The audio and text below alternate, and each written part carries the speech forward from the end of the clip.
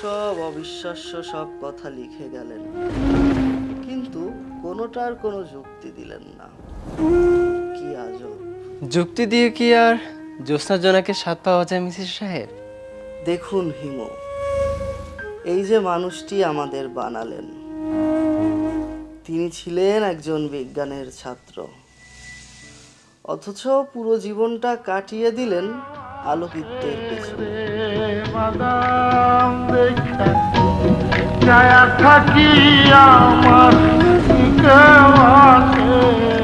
তিনি কি আসলে আমাদের দিয়ে তার দ্বিধাগুলো প্রকাশ করতেন? তিনি আসলে দ্বিধায় ছিলেন না মিসেস সাহেব। তিনি জানতেন মানুষ আসলে যুক্তি দিয়ে বাঁচছে না, মানুষ বাঁচে মায়া আর ভালোবাসায়। তিনি আমাদের এই মায়াই তো ধরিয়ে দিয়ে গেছেন। এই যে দেখুন,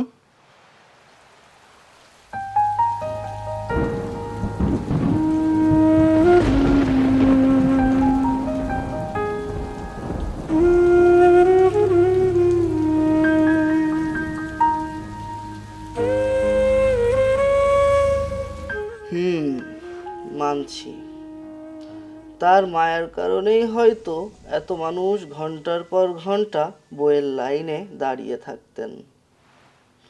একটা মানুষের কলমে কতটা শক্তি ছিল যে একটা প্রজন্মের রুচিই বদলে দিলেন।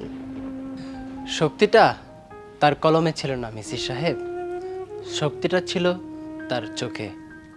তিনি যেভাবে পৃথিবীকে দেখেছেন, অন্য কেউ হয়তো এভাবে পৃথিবীকে দেখেনি। তিনি জানতেন মধ্যবিত্তের ডাল ভাতের গল্পটাও রূপকথার হতে পারে। শেষ পর্যন্ত তিনি চলেই গেলেন। যুক্তি বলে তিনি আর নেই। যুক্তি তো অনেক কিছুই বলে মিসি সাহেব। এই যে দেখুন, 13-14 বছর পরও আমরা এক অন্ধকার ঘরে বসে আছি, তাকে নিয়ে কথা বলছি। এটা কি যুক্তি দিয়ে ব্যাখ্যা করা যায় মিসি সাহেব?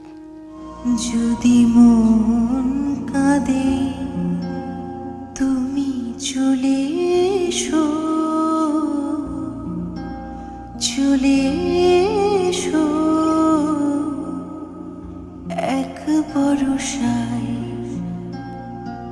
যদি মন কাঁদে তুমি চলে এসো, চলে এসো এক ভরসায়।